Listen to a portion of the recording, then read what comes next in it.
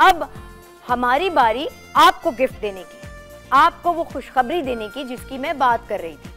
आइए, मैं उनका खूबसूरत खिलता हुआ चेहरा, वेरी पिक्यूलर डिफरेंट वॉइस, लेकिन मैं वो कहते हैं ना, अल्लाह ताला कुछ पैकेज खास लोगों को देता है।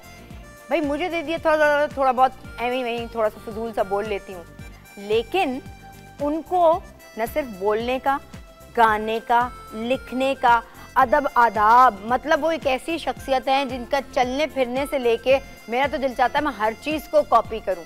सो in very true sense, pride of Pakistan, let's welcome Bushra Ansari. अस्सलाम वालेकुम। रुला दिया। अस्सलाम वालेकुम। क्या हाल? पता नहीं कितने घरों में जो ख़वातीन इस वक्त बैठी हैं वो आपसे इंस्पायर, उन्होंने आपसे सीखा बात करना, जिंदगी को लेना। क्या नहीं दिया आपने हमें, क्या नहीं दिया पाकिस्तान को आपने। Thank you so much. और दोबारा सब कुछ देख के वो वक्त याद आ गया। बहुत सी अच्छी यादें हैं इन स्टूडियोज़ के साथ, और बस क्या करें, आंखें छलक गई। यहाँ एंटर होते ही पहले आंसू आ जाते हैं, फिर बहुत से लोग याद आ जाते हैं, फिर सब कमरे, बस क्या बताऊँ। यहाँ पीटीवी में ऐसा लगता था जैसे हम किसी क्लब में आ गए हैं, जैसे एक एंटरटेनमेंट क्लब था। हमारे सब दोस्त, हर सेट के ऊपर शूटिंग हो रही है, बाहर लॉबी में भी आर्टिस्ट बैठे हुए हैं, रिहर्सल्स हो रही हैं। मतलब ये देख के तो एकदम सब वो वक्त याद आ गया एकदम से, मुझे पता ही अपनी जर्नी और क्या क्या उसके साथ, वो दोस्त, वो सारे लोग जिन्होंने, बहुत प्यारे लोग थे। मैंने अभी पहले भी किसी एक प्रोग्राम में भी कहा कि PTV was not just a building, वो लोग थे जो पीटीवी थे। और मैं अब ये भी कहने शुरू हो गई हूँ अब, मैं हूँ पीटीवी एक्चुअली। मेरे अलावा जो मेरे साथी थे उन्होंने बनाया है पीटीवी। बिल्कुल सही कह रही हैं। जब कभी लोग कहते हैं ना पीटीवी ने आपको बनाया है, तो हमने भी पीटीवी को बनाया था। अब हम यहाँ नहीं आते तो पीटीवी वैसा नहीं है। तो जब हम यहाँ आते हैं तो हमारी तो जो इन बुनियादों में, मतलब मैं आपको क्या बताऊँ, 100 साल की एक पूरी कहानी है।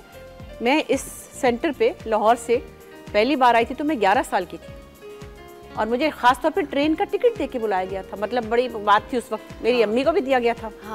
और मैं बच्चों के प्रोग्राम की बड़ी स्टार थी उस वक्त। बाकायदा फ्रॉक पहना होता था, जुराबें, पोनियाँ, मतलब परिवारी बनी होती। तो मेरी तो जर्नी इस्लामाबाद, लाहौर और कराची में मुसलसल तीनों स्टेशन पे थी as a child star also. फिर बीच में कुछ अरसे का गैप आया, और फिर उसके बाद कलिया में, इस्लामाबाद से, फिर वहाँ से तो फिर तब भी मैं लोग कलिया का आपका पहला वो ज्यादातर वो, ये 11 साल की आप बाकायदा आई थी। हाँ, मैं आई तो मैं 9 साल की थी लाहौर में। लाहौर में मैं बन गई स्टार, तो वहाँ से फिर मुझे यहाँ से बुलावे आने लगते थे, क्योंकि उस ज़माने में शायद वो नहीं था, रिकॉर्डिंग सिस्टम नहीं था। अच्छा। तो जो लाइव गाना मैं वहाँ गा रही थी, वही लाइव गाना मुझे यहाँ आके गाना पड़ता था। फिर मुझे वो पिंडी भी जाना पड़ता था गाने के लिए। वो मेरा कोई लाइव गाना बहुत एक हिट हो गया था, जिसमें मैं शहजादी बनी हुई थी, चांद नगर की शहजादी। अच्छा। मैं बल्कि आपको वो सुनाऊंगी, आज मुझे याद आ रहा था वो गाना। और वो बच्चों को बल्कि बड़ी अच्छी नसीहतें करती है। एक अंकल होते थे, अंकल में हैदरी, उनका इंतकाल हो गया, वो हमें गाने बच्चों के प्रोग्राम में कराते थे, और बड़े मीनिंगफुल गाने होते थे हमारे ज़माने के। कहानियाँ भी ऐसी होती थी जिनमें बच्चों को कोई पैगाम दिया जाता था। तो चांद नगर की शहजादी बच्चों को पढ़ने की तलकीन करती थी कि मैं चांद नगर से आई हूँ, और मैं देखती हूँ तुम कमरा बंद करके खेलते हो, टीवी देखते हो, पढ़ते नहीं हो, थिंग्स लाइक दैट। बामकसद होता था।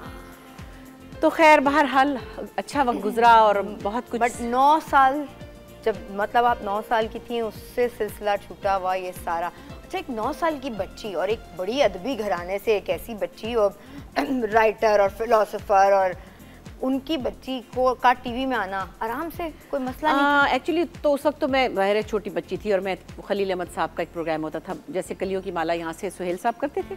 तो खलील साहब उससे पहले करते थे। उनके साथ एक बंगाली आंटी होती थी, शहनाज उनका नाम था। ये शहनाज बेगम ये नहीं, एक और लाहौर में थी। अच्छा। तो चूंकि बांग्लादेश और हम एक थे, तो हमें एक कंपल्शन थी कि बंगला गाना भी गाना। तो मैं बंगला गाने में सेकंड आई थी, वो भी सिर्फ इसलिए कि मेरे से कोई प्रोनाउंसिएशन में गलती हो गई थी। हाँ। और एक गाना जरूरी होता था बंगला में, फिर हमें बोलचाल भी कुछ सिखाई जाती थी, क्योंकि हमारी जुबान थी इतना। हाँ। और मैं बंगला बोलचाल के एक शो में, मुनीजा हाशमी साहिबा उसकी प्रोड्यूसर थी, और क्विज शो था, 4-5 बातें बनानी, मैंने बना ली, मैं 15 रुपए जीत गई। तुम्हें कैमन आची आमी भालो, तुम्हार बाड़ी को था हमार बाड़ी सिलहट। अच्छा, बंगला में शुरू। इतनी और बातें भी आती थी, भूल गई हूँ। हाँ। लेकिन ये था कि वो एक इतना प्यारा माहौल था, उसके अंदर आप फिर बंगला गाना भी गाना होता था, वो भी एक याद पापा अम्मा ने कहा भाई 9 साल की बच्ची तो कमा कमा के ला रही है 15 रुपए 20 रुपए 20 रुपए पहली दफा मिले थे शहजादी बनने पे। बहुत मजा। और वो 20 रुपए जब मैं उस वक्त ये था, जाहिर अम्मी ने कहा कि पैसे इधर दो, तुम लोग नहीं खर्चो, उसमें से मुझे कुछ मिल जाते थे। हाँ। वो जो मेरा 20 रुपए वाला गाना था ना, वो जब चलते चलते हिट हो गया, मैं यहाँ आ गई उसको, उसी गाने को गाने, फिर 2 दफा रावलपिंडी गई तो वो 90 रुपए हो गए बाद में। हाय हाय, मेरी तो तरक्कियां ही हो गई ना। मैं क्लास 4 में थी, क्लास 4 में थी, तो 5 तक तो ये मैं हो गई मेरी मतलब प्रोग्रेशन। हाँ। तो अम्मी ने कहा कि नहीं बच्चे नहीं खर्चते, मैं तुम्हें दूंगी पैसे। मैंने कहा अच्छा मुझे घड़ी लेके दे। घड़ी ले दे। उन्होंने कहा तुम्हारे 90 रुपए की घड़ी आ गई। एक घड़ी पहन ली, उसका मतलब बड़े शौक है, मेरे 90 रुपए की घड़ी है। अब मैं कहीं गरारा पहन के साइकिल चला रही थी, ईद के दिन वो लड़की गिरा, घड़ी टूट गई। अब मैं डर गई, हाय 90 रुपए की घड़ी टूट गई। हाँ। वहीं कहीं मेरी दादी के घर के पास एक घड़ी की दुकान थी, वहां चली गई। मैंने कहा, उसने कहा ये 16 रुपए की नीलो घड़ी है। अम्मा ने घर गई, मैंने कहा मेरे बाकी के पैसे। उन्होंने कहा चुप।